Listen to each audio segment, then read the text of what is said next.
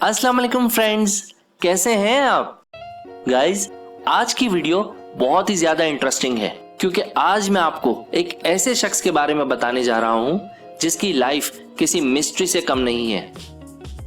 जरा एक लम्हे के लिए सोचिए कि अगर आप किसी महफिल में बैठकर कुछ लोगों से बातें कर रहे हैं और अचानक ही आपका माइंड एकदम ब्लैंक हो जाए और आपको यही याद ना हो कि आप इस महफिल में कर क्या रहे हैं, ये आसपास बैठे हुए लोग कौन हैं और मेरा इन सब से क्या रिलेशन है, मुझे यहां से निकलकर जाना कहां है, क्या मैं अभी अभी किसी गहरी नींद से जागा हूं या फिर मैं कोमा में चला गया था। लगता है मुझे डॉक्टर के पास जाना चाहिए। ये एक अजीबोगरीब भूलने की बीमारी है दोस्तों, जिसका नाम है एमनीजिया। इस दिमागी बीमारी एमनीजिया की दो मेन टाइप्स होती हैं, रेट्रोग्रेड एमनीजिया और एंटेरोग्रेड एमनीजिया। इस बीमारी की पहली किस्म यानी रेट्रोग्रेड एमनीजिया होने की सूरत में इंसान अपनी पिछली जिंदगी के कुछ महीनों या कुछ सालों की यादें भुला बैठता है, और दूसरी किस्म एंटेरोग्रेड एमनीजिया में मुब्तला शख्स कोई भी न्यू मेमोरी अपने दिमाग में स्टोर नहीं कर सकता है, और ऐसी ही कैफियत को कहा जाता है a short term memory loss. दोस्तों, इस वक्त इस दुनिया में एक ऐसा इंसान मौजूद है जिसे एमनीजिया की बीमारी का सबसे वर्स्ट यानी बदतरीन केस माना जाता है। और हैरत की बात तो यह है कि इसे एक ही वक्त में दोनों टाइप्स ऑफ एमनीजिया यानी रेट्रोग्रेड और एंटेरोग्रेड, ये दोनों टाइप्स ऑफ एमनीजिया इस एक इंसान में मौजूद है। तो आप जरा सोचें कि कैसी गुजर रही होगी इस इंसान की लाइफ। आइए जरा डिटेल में पता करते हैं।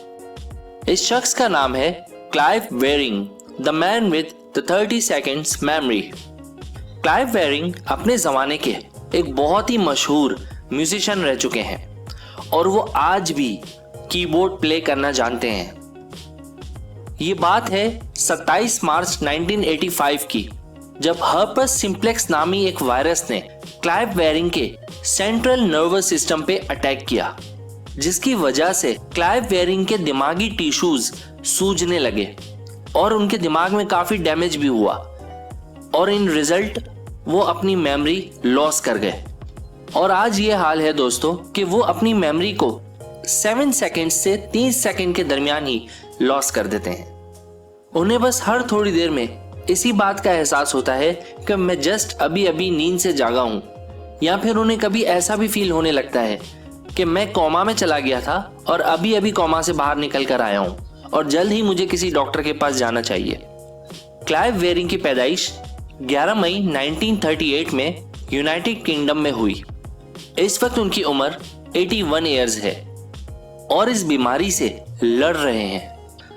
यहां तक कि 1985 से पहले तक की सारी मेमोरीज वो भुला बैठे हैं, लेकिन कुछ कुछ चीजें उन्हें अभी भी कभी कभी याद आती हैं।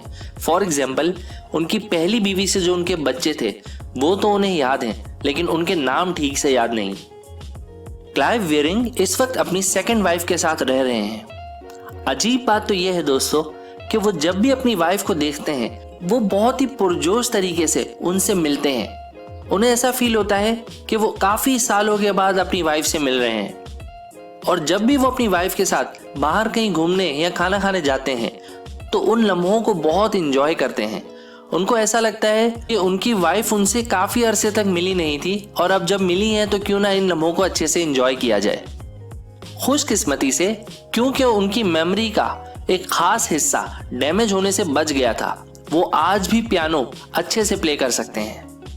उनकी वाइफ ज़ुबैरा ने अपने हस्बैंड की इस अजीबोगरीब बीमारी के ऊपर एक बुक भी लिखी है जिसका नाम है for ever today. So guys, देखा आप लोगों ने दुनिया में कैसी अजीबोगरीब बीमारियां और हैरत अंगेज वाकयात होते हैं।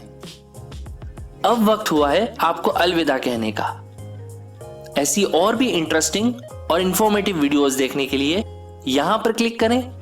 इन्फो वर्ल्ड 2.0 को सब्सक्राइब करने के लिए यहां पर क्लिक करें। अब आपसे मुलाकात होगी इंशाअल्लाह कल दोपहर ठीक 2 बजे। तब तक आप अपना बहुत सारा ख्याल रखिएगा और मुझे भी दुआओं में याद रखिएगा। अल्लाह हाफिज।